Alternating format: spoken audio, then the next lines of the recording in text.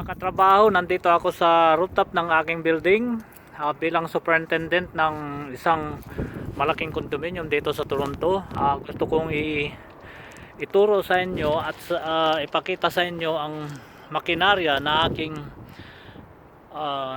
trabaho rito, na pati ang pagkontrol ng lahat ng mga temperatura at pressure ng mga boilers at lahat ng klaseng machinery ng isang building dito sa Toronto, especially sa malamig na lugar. So ito ang rooftop at nandito tayo sa Lakeshore, nakikita nyo sa over the top of Toronto.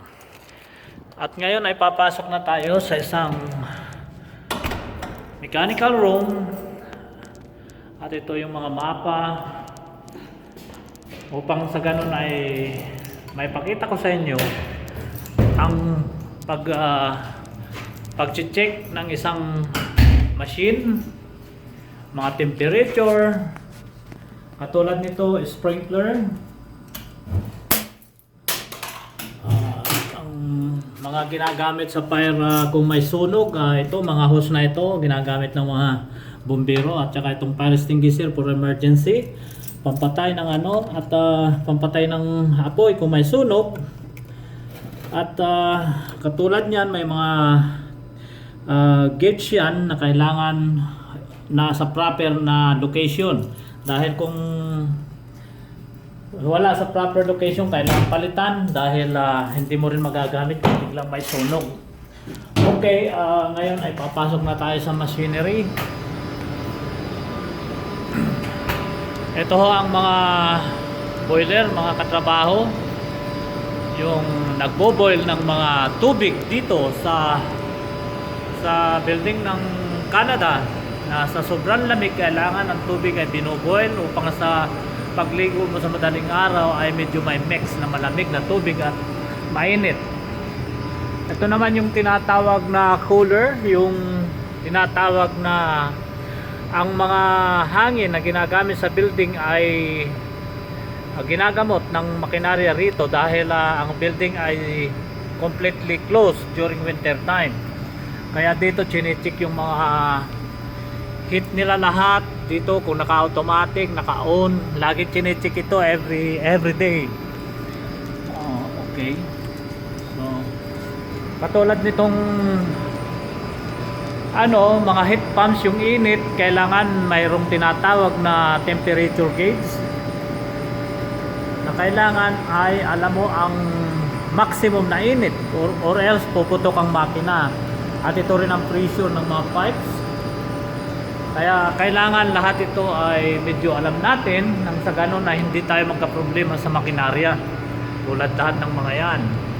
Sa susunod na video ko ay ituturo ko sa inyo ang mga temperature at saka pressure ng makinarya na siyang advisable sa isang weather dito like winter. Pagdating ng spring, iba naman ang temperature at saka pressure ng machine.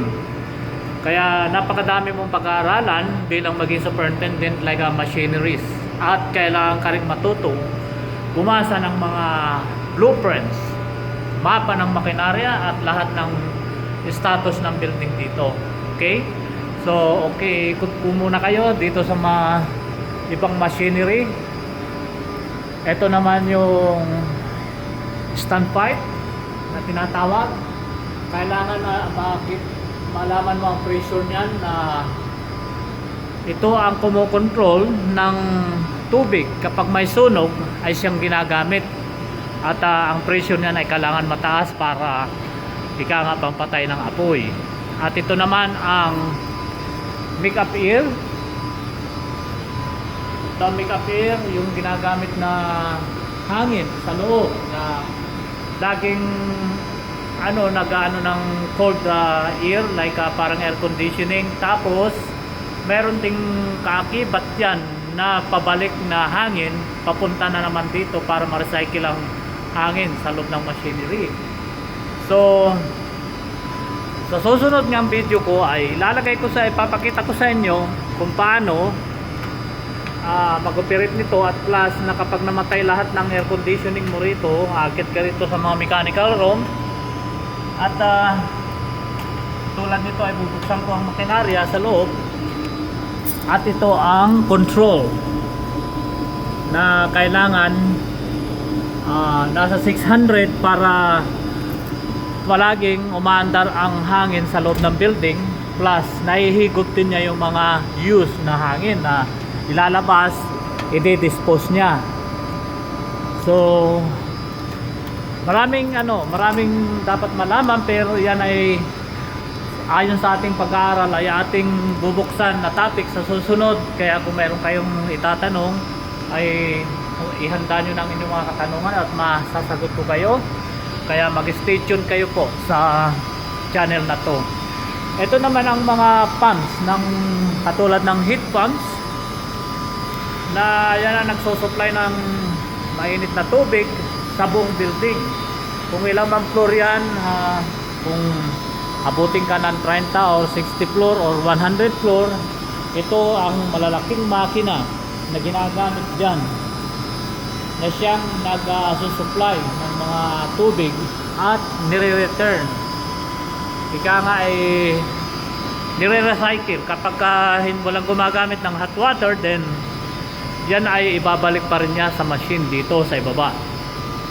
Ngayon, ito naman yung mga makinarya ng ng chemical, yung glycol na tinatawag, anti-freeze. Kasi kapag winter time, ang mainit na tubig dito, yung binoboil, mayroong kasamang glycol chemical.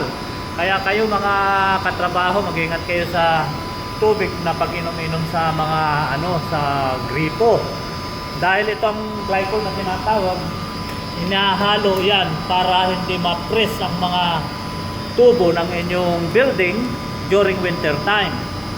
Kaya ingat lang po sa pag-inom ng tubig, kaya dahil may chemical ang mga yan. Minumang kayo sa pusit ninyo, kailangan patuloy nyo ng matagal ang malamig na tubig nang sa ganon hindi kayo makontaminate o malagyan ng mga chemical na ginagamit dito. So ito po yung mga makinarya na lahat yan ay may mga pressure gauge, may temperature gauge upang alam mo ang control ng machine na hindi siya puputok o sasabog. Yeah. Napakalaki ang makinarya ng isang building dito sa Canada na parang barko, kumbaga, at yan ay kompleto sa machinery na siyang magko-control. At ito naman ang isang room para sa elevator control. Kung ilan ang elevator mo, katulad dito, ang elevator ko ay 3 sa isang side. So nandito ang lahat ng control ng elevator. Kung may problema ang elevator, hindi umaandar, ito ang electronic control niya na dito mo mare-reset, or anything na may problema makikita mo rin at i-check sa computer. Ito ang mga emergency nila, power on and off, na just in case na babagsak ang elevator, dito pinapatay yan. So sa susunod pong video ay papakita ko sa inyo kung paano i-operate ito. At ang bagay na ito ay, kung tutuusin, ang magagawa lang nito, nakagalaw lang dito yung mga lisensyadong elevator operator. Pero as a superintendent, nagkakaroon kami ng isang chance na ayusin ito o i-maintenance namin, unless na alam mo ang trabaho, i-authorize ka ng management. That's the important. Sige po, at babalik ulit tayo rito sa mga makinarya. At isa pa nga pala, ang elevator room na tinatawag, ang mga mechanical at computerized sa machine ito, kailangan malamig ang kwarto. Ayan, nakikita nyo ho yung air conditioning sa taas. Kasi kung hindi malamig ang kwarto, medyo magkakaroon ng problema ang electronics, masisira ang elevator at hindi naandar. Okay? So, lalabas na ho tayo. At ito naman ang kabila ng kabilang pinto ng aking mechanical room. Ito lang ay isang phase ng aking building na pero napakarami hong makinarya dito. Ito pa rin ang rooftop. Usually lahat ng makinarya ng building dito sa Canada or Toronto, sa malalamig na lugar, ay nilalagay sa rooftop. Dahil Isa yan sa yung kuha ng tubig, at least nasa taas na ang tubig, ang mga makinarya madali niyang i-supply pababa naman sa mga tenants, residents. Okay po, mag-stay tuned po kayo sa akin channel at bibigyan ko kayo ng update sa maraming klaseng trabaho rito sa pagka-superintendent. So sa mga taong nagnanais maging superintendent, mag-stay tuned lang po kayo rito, at kung necessary ay marami na kayong malalaman tungkol sa akin bago kayo pumunta sa isang school para sa ganitong profesyon. Okay po? Okay, see you next time. Bye!